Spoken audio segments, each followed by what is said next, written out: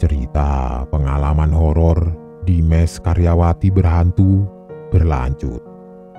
Kali ini sebuah kisah hilangnya karyawati pabrik karena diculik Wewe Gombel akan segera Mimin bawakan buat kalian semua, penikmat cerita-cerita horor di channel spesial horor. Lagi-lagi dari akun Twitter @rian_nurfajri berjudul asli Mes Karyawati berhantu hilangnya Asri. Buat kalian yang sudah tidak sabar, langsung saja silahkan menyimak, semoga suka dan terhibur dengan ceritanya. Salam horor.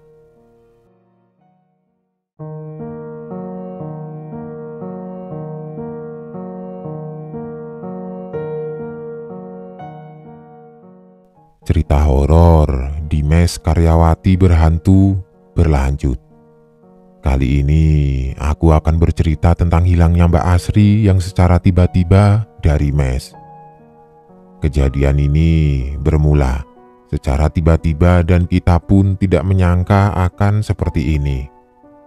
Kita pulang dari pabrik itu sekitar pukul 5 sore.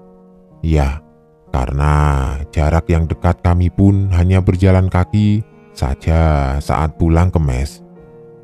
Biasanya kita pulang secara bebarengan, tapi sore itu tidak. Mbak Asri ada keperluan di kota, sehingga kita hanya pulang bertiga saja menuju ke mes. Dari sore sampai habis isya, tidak ada yang aneh. Perasaanku masih biasa saja. Selepas isya, setelah sholat, aku baru ingat kalau sabun dan pasta gigi sudah mau habis. Jadi aku putuskan untuk meminta dibelikan oleh Mbak Asri yang kebetulan sedang di kota. Aku SMS dia sesuai pesanan, tapi tidak dibalas. Ya sudah, aku diamkan saja. Pikirku mungkin dia tidak ada pulsa, mungkin. Sampai jam 10 malam belum ada balasan juga dari Mbak Asri. Dan juga aku belum mendengar sama sekali ada yang datang. Di mes ini, kalau ada yang datang atau pergi pasti terdengar dari dalam kamar. Tapi aku saat itu belum juga mendengar. Mulai timbullah jiwa khawatirku dan mencoba menelpon ke nomornya. "Halo, kenapa Mbak?" ucap Asri. "Kamu di mana? Sudah jam segini loh, aku titip sudah dibelikan." "Sudah Mbak, aku tidak ada pulsa buat bales.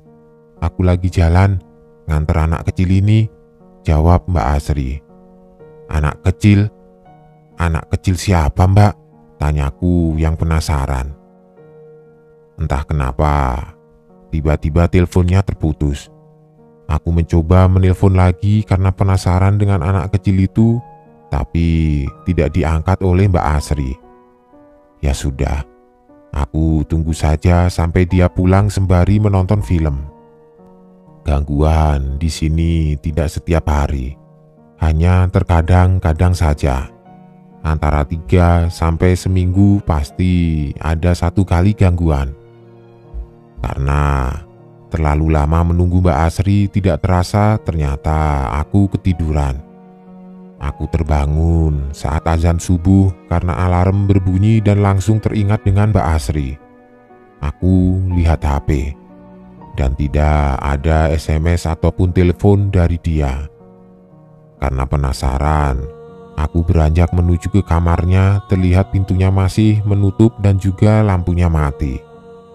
Tok tok tok.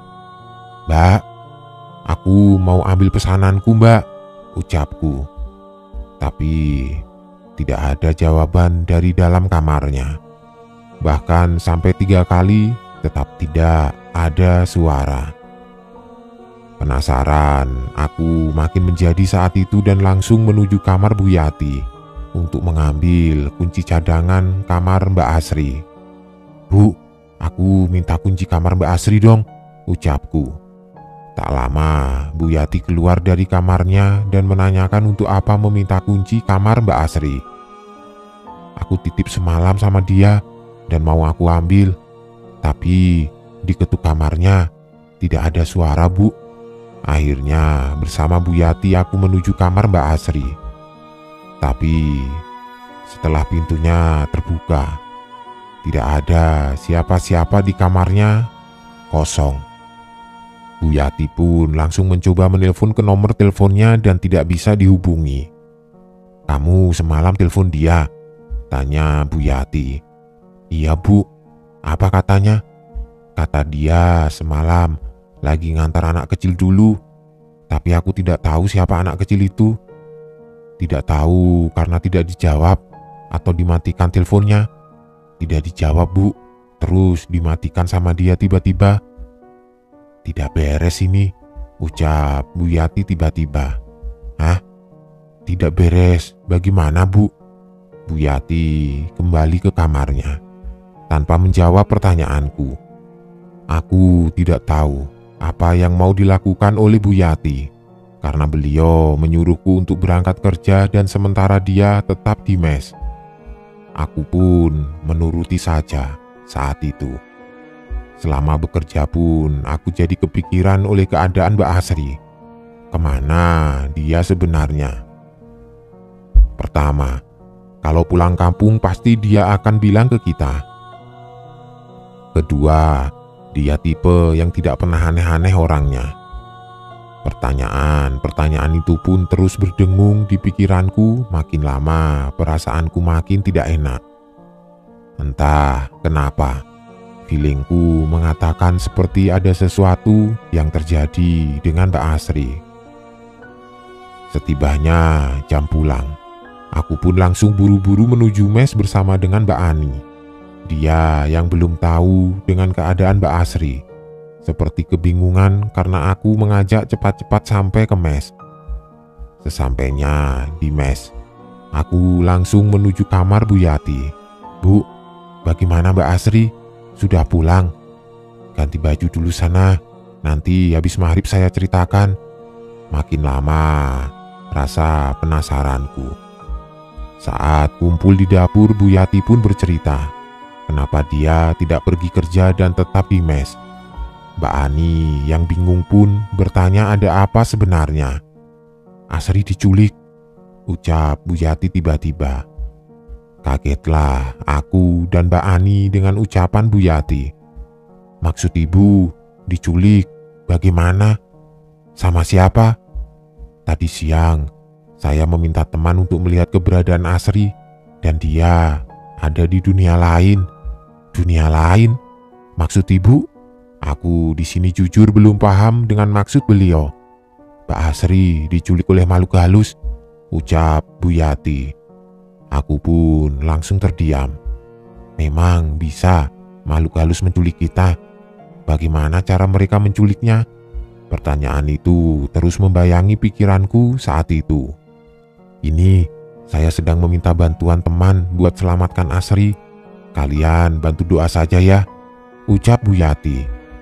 Walau aku tidak paham dengan apa yang terjadi, tapi aku tetap membantu doa agar Mbak Asri selamat. "Nanti jam 10 kamu ikut saya ya. Ani, tunggu di sini saja, jaga mes," ucap Bu Yati. "Ah, Bu, saya mau ikut. Tidak berani sendirian di sini," balas Mbak Ani. "Iyalah, siapa yang berani sendirian di mes malam-malam?" Akhirnya Bu Yati pun setuju dengan terpaksa. Jam 10 tiba. Kita langsung berangkat sama-sama menuju tempat yang aku pun tidak tahu ada di mana. Aku tanya Bu Yati pun beliau tidak mau memberitahu, cukup ikutin saja, katanya. Di sini kalau malam angkutan umum sudah tidak ada sama sekali. Jadi kita bertiga naik ojek masing-masing. Sepanjang jalan, aku penasaran tempat apa yang akan kita tuju, apakah akan menyeramkan? Apalagi ini berhubungan dengan makhluk tidak kasat mata. Bisa berbahaya kalau ada apa-apa. Akhirnya sampailah kita di sebuah tempat yang seram dan gelap, banyak ilalang dan terlihat seperti tanah kosong yang luas. Bahkan tukang ojeknya pun penasaran. Mau apa? Kita cewek-cewek bertiga di tempat seperti ini. Bu, ini benar tempatnya? Tanyaku yang penasaran. Iya, kata teman saya di sini, dan agak ke dalam lagi kita bisa menemukan Asri, jawab Bu Yati. Aku mendengar jawaban Bu Yati cuma bisa diam. Seram sekali tempatnya. Sudah begitu gelap sekali dan jauh dari pemukiman warga. Jalan raya saja tidak kelihatan. Ayo, baca doa yang kuat, ucap Bu Yati.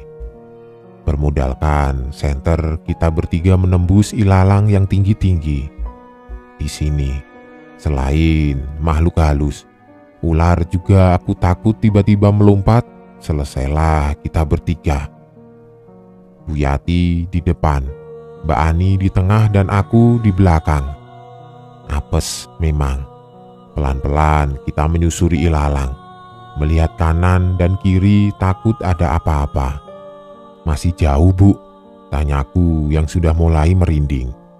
Dan tidak dijawab oleh beliau. Baiklah. Jujur aku tidak begitu paham dengan dunia gaib. Tapi entah kenapa, aku merasa hawa dingin saat itu berbeda sekali. Ada angin juga, tapi aneh. Terkadang anginnya kencang dan kadang pelan, tapi menusuk ke tulang rasanya. Kesannya, malam itu seperti ada yang menyambut kedatangan kita bertiga. Jujur, aku benar-benar merinding saat itu dari ujung kepala sampai ujung kaki. Jangan ada yang bengong ya, baca-baca terus dalam hati, ucap Bu Yati tiba-tiba. Aku pun menuruti perintah Bu Yati. Tapi entah bagaimana Mbak Ani dia ikutan atau tidak. Tiba-tiba, Mbak Ani berteriak keras sekali sampai kita kaget. Aku yang di belakang dia pun langsung menepuk punggungnya. Mbak, kenapa sih? Ngagetin saja, ucapku yang kesal. Mbak Ani tidak menjawab. Namun dia menutupi wajah dengan kedua tangannya dan mulai menangis. Ani, jangan bahas di sini. Terus tutupi muka kamu pakai tangan. Saya tahu apa yang kamu lihat. Kuatin terus bacaannya, ucap Bu Yati. Aku yang di belakang cuma bisa diam. Penasaran dengan apa yang dilihat oleh Mbak Ani. Bu, lihat apa sih? Tanya aku. Ya, bodohnya aku bertanya seperti itu. Kenapa? Karena aku langsung diomelin oleh Bu Yati. Sumpah, ini jalan masuk ke dalamnya jauh sekali. Aku sudah tidak tahan. Selama 5 menitan kita bertiga diam, sunyi sekali saat itu. Aku yang sensitif, mulai merasakan ada yang janggal dari kanan dan kiri kita bertiga.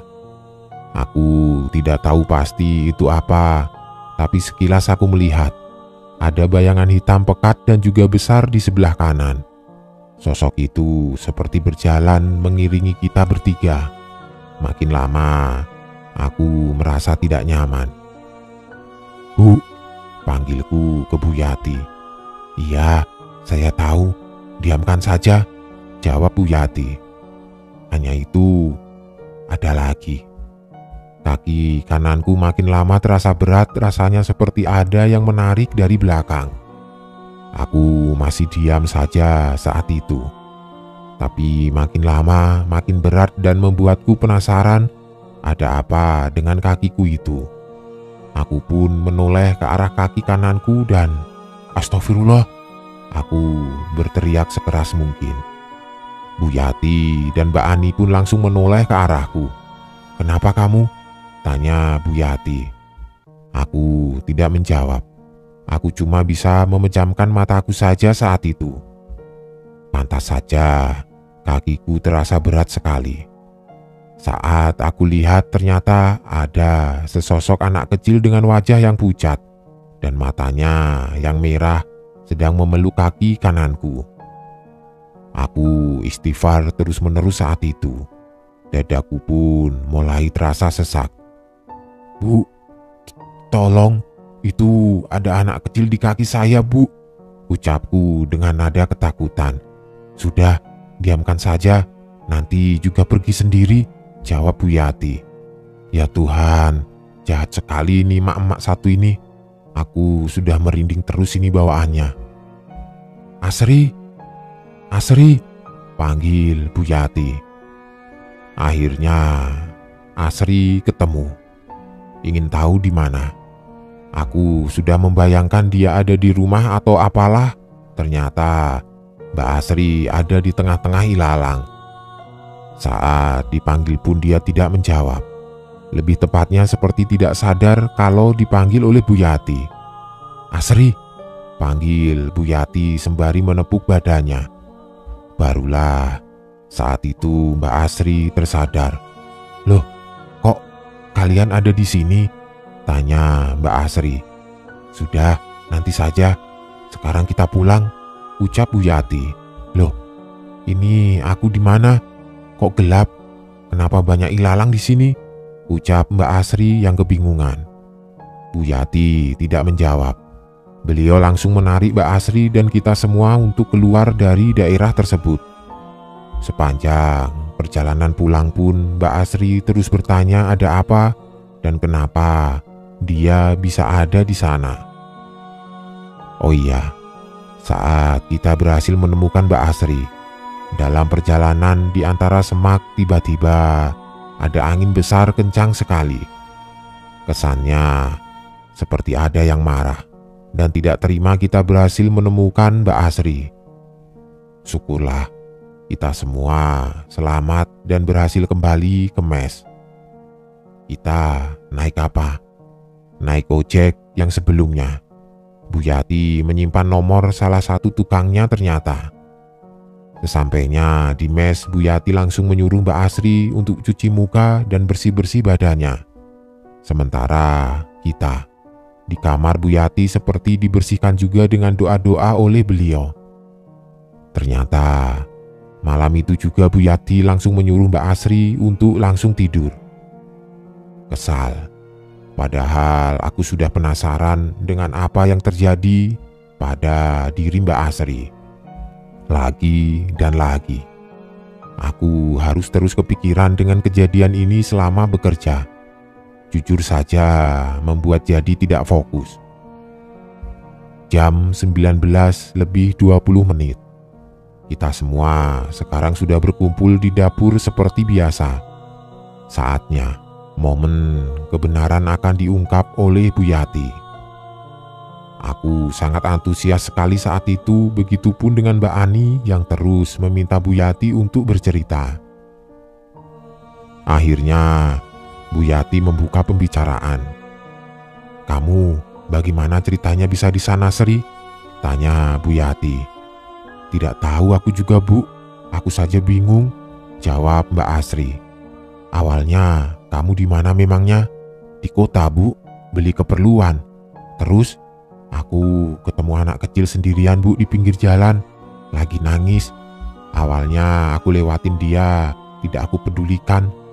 Tiba-tiba dia panggil aku, Kak, gitu. Aku menengok ke dia. Bentuk anak kecilnya bagaimana? Ya layaknya anak kecil biasa, Bu. Cuma bedanya tangan dia dingin sekali pas aku pegang. Terus dia ngomong apa? Dia nyari ibunya. Aku tanya di mana rumahnya dan apa hafal jalannya. Kata dia hafal, tapi tidak berani jalan sendiri. Ya sudah, aku antar saja dia ke rumahnya, Bu. Mbak, pas aku nelpon, kenapa dimatikan? Tanya aku. Aku tidak matikan. Tiba-tiba HP-ku tidak ada sinyalnya, Mbak. Aku lihat hilang begitu saja. Kamu sampai rumahnya. Bagaimana bentukan rumahnya? Tanya Bu Yati. Nah, iya, rumahnya itu gede sekali. Gedongan, Bu. Terus disambut ibunya pakai baju jadul begitu. Untung kamu selamat, Sri. Untung ada teman saya yang mau bantu, ucap Bu Yati. Kenapa memangnya, Bu? Tanya Sri dengan polosnya. Mau tahu kamu kenapa saat itu? Siapa yang bawa kamu? Tanya Bu Yati. Kenapa, Bu? Tanya Asri yang mulai penasaran. Begitupun aku dan Mbak Ani langsung memposisikan badan mendekat ke arah Bu Yati. "Kamu tahu Wewe Gombel?" tanya Bu Yati. "Iya Bu." "Nah, itu yang culik kamu, makhluk itu," ucap Bu Yati. Aku mendengar penjelasan Bu Yati pun langsung merinding bukan main. "Kamu merasa sudah berapa lama di rumah itu?" tanya Bu Yati lagi. "Belum lama Bu, itu saya lagi duduk baru 5 menit dan tiba-tiba mendengar suara ada yang memanggil.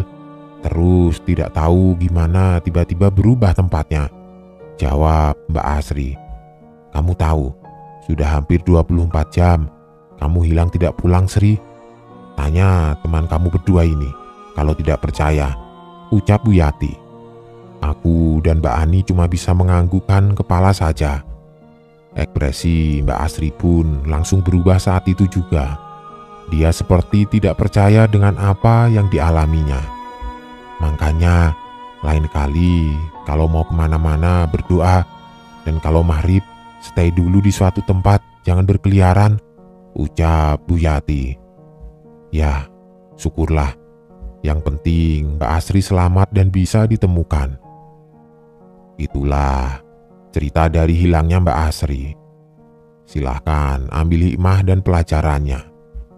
Kita hidup di dunia yang tidak hanya kita sendiri, tapi ada dunia lain yang juga ciptaan Tuhan. Sopan di tempat baru dan selalu permisi, karena kita tidak tahu ada apa di tempat tersebut.